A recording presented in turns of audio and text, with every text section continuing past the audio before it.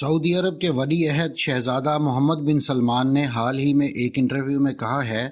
کہ ہم ملک میں اسلام کو اس کی اصل شکل میں واپس لے جانا چاہتے ہیں اور سعودی معاشرے کو ویسا بنانا چاہتے ہیں جیسا وہ 1979 سے پہلے تھا۔ اس حوالے سے کئی لوگوں کے ذہنوں میں یہ سوال اٹھا کہ 1979 میں ایسا کیا ہوا تھا جس نے سعودی معاشرے کی شکل تبدیل کر دی تھی۔ اگر آپ مختلف سائنسی، تاریخی اور علمی موضوعات پر سوچتے ہیں اور مزید جاننے کا تجسس رکھتے ہیں تو سبسکرائب کیجئے ہمارا چینل اور بیل آئیکن دبائیے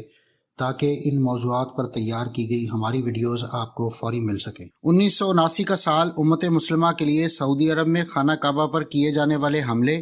اور 2 ہفتوں پر محیط محاصرے کی وجہ سے یاد کیا جاتا ہے، جس میں ہزاروں افراد ہلاک اور تقریباً 1 لاکھ لوگ مسجد الحرام میں محصور ہو گئے تھے۔ 41 برس قبل 4 دسمبر کو سعودی حکومت نے فرانسیسی کمانڈوز، پاکستانی فوج اور سعودی فوج کی مدد سے لڑائی کا خاتمہ کیا، جس کا آغاز 20 نومبر کو ہوا تھا، جب 400 سے 500 شدت پسندوں نے یکم محرم 1400 ہجری کو نئے اسلامی سال کے آغاز پر خانہ کعبہ پر حملہ کر کے 1 لاکھ عبادت گزاروں کو مسجد میں محصور کر کے خود انتظام سنبھال لیا تھا۔ حملہ آوروں کی قیادت کرنے والے جہمان بن محمد بن سیف العتیبی کا تعلق نجد کے ایک بدو قبیلے سے تھا اور وہ سعودی عرب کے معروف عالم دین عبدالعزیز بن باز کی تعلیمات سے نہایت متاثر تھے۔ عبدالعزیز بن باز 1940 اور 1950 کی دہائی میں سعودی عرب کو جدت پسندی کی راہ پر گامزن کرنے کی شاہی کوششوں کے خلاف تھے اور اس کے بارے میں تقاریر اور تنقید کرتے تھے، لیکن بعد میں سعودی حکومت نے بن باز کو مرکزی مفتی کے عہدے پر فائز کر دیا، تاہم ان کی تنقید ختم نہ ہوئی۔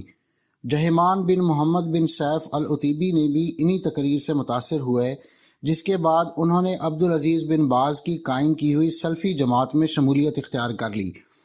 جس کا مقصد سعودی عرب میں اسلام کو اصل شکل میں برقرار رکھنا تھا اور سعودی عرب میں بڑھتی ہوئی مغربیت، مخلوط ماحول کا قیام اور ٹیلی ویژن کے منفی اثر کو ختم کرنا تھا۔ تیل کی دولت آنے کی وجہ سے ملک میں تیزی سے تبدیلیاں آ رہی تھیں اور اسی چیز سے یہ گروہ پریشان تھا۔ العتیبی کی شدت پسندی وقت کے ساتھ بڑھتی چلی گئی، جس کے بعد 1978 میں سعودی حکومت نے انہیں ان کے کچھ ساتھیوں سمیت حراست میں لے لیا۔ رہائی ملنے کے باوجود العتیبی کے خیالات میں تبدیلی نہیں آئی اور اپنے ساتھیوں کے ساتھ مل کر انہوں نے نئی اسلامی صدی کے آغاز پر خانہ کعبہ پر حملہ کرنے کا منصوبہ بنایا۔ 20 نومبر 1979 کو فجر کی نماز کے موقع پر اپنے تقریباً 500 ساتھیوں کے ساتھ خانہ کعبہ میں نماز میں شامل تھے۔ جو ہی امام کعبہ نماز کے لیے کھڑے ہوئے، العتیبی اور اس کے ساتھیوں نے مسجد کے اندر لائے گئے تابوتوں سے اسلحہ نکال کر نمازیوں پر تان لیا۔ امام صاحب کو ایک سائڈ پر کر دیا گیا اور مسجد میں موجود نمازیوں کو محصور کر لیا گیا۔ العتیبی کے ایک پیروکار خالد نے مسجد کے سپیکر سے امام مہدی کی آمد کا اعلان شروع کر دیا اور العتیبی کے بہنوئی محمد بن عبداللہ القحطانی کو امام مہدی قرار دے دیا۔ یہ اعلان نمازیوں کے لیے انتہائی حیران کن تھا، کیونکہ اگرچہ امام مہدی کی آمد اور ان کی شخصیت کے بارے میں احادیث میں تفصیل سے ذکر موجود ہے اور ان باغیوں کا یہ طریقہ کار ان احادیث سے متضاد تھا، مگر اس گروہ نے اللہ اکبر کے نعروں میں اس جعلی امام مہدی کی بیعت شروع کر دی۔ اگلے 1 گھنٹے میں یہ باغی گروہ مسجد کا فل کنٹرول حاصل کر چکا تھا۔ بلند میناروں پر اس گروہ کے افراد پوزیشن لے چکے تھے، تمام داخلی خارجی راستوں پر یہ موجود تھے اور دنیا کے تمام مسلمانوں کے لیے انتہائی محترم مقام، جہاں پر اسلحہ لے جانے کی بھی ممانعت ہے، عملاً اب اس باغی گروہ نے بزور بندوق قبضہ کر لیا تھا۔ سعودی حکومت نے اس واقعے سے نمٹنے کے لیے اپنی فوج بھیجی، لیکن مسجد کی حرمت کی وجہ سے سعودی اہلکار باغیوں کے خلاف خانہ کعبہ میں کارروائی کرنے سے ہچکچا رہے تھے۔ سعودی حکومت نے مجبوراً ملک کے مفتیان کرام سے یہ فتویٰ لیا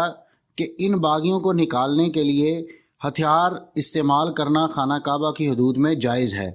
سعودی حکومت نے خفت سے بچنے کے لیے مواصلاتی نظام بند کر دیا تاکہ اس واقعے کے بارے میں خبر محدود رہے، لیکن وہ اس میں مکمل طور پر کامیاب نہ ہوئے اور اس حوالے سے خبریں دنیا بھر کے میڈیا کی زینت بن گئیں اور دنیا بھر سے مختلف ملکوں کے شہری خانہ کعبہ میں موجود ہونے کی وجہ سے یہ خبر پوری دنیا میں انتہائی دلچسپی سے سنی گئی۔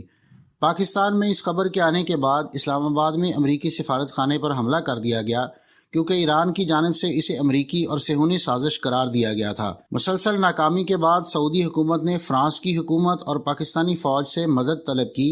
مگر چونکہ مکہ میں غیر مسلم افراد کا داخلہ ممنوع ہے تو فرانسیسی کمانڈوز نے سعودی فوج کو ہنگامی تربیت دی تاکہ وہ شدت پسندوں کا خاتمہ کر سکیں، مگر نتائج کچھ حوصلہ افزا نہ تھے۔ آخر پاکستانی فوجیوں کی مدد سے 4 دسمبر کو یہ بغاوت ختم ہوئی۔ اس واقعے میں مسجد کی عمارت کو شدید نقصان ہوا لیکن خانہ کعبہ محفوظ رہا۔ غیر سرکاری اعداد و شمار کے مطابق اس واقعے میں 1000 سے زائد افراد ہلاک ہوئے تھے، جن میں شدت پسند نمازی اور فوجی شامل تھے۔ جہیمان العتیبی سمیت 60 سے زیادہ شدت پسندوں کو حراست میں لے لیا گیا، جنہیں جنوری 1980 میں سزائے موت سنا دی گئی۔ العتیبی کے بہنوئی القحطانی، جنہیں امام مہدی قرار دیا گیا تھا، دوران آپریشن ہلاک ہو گئے تھے۔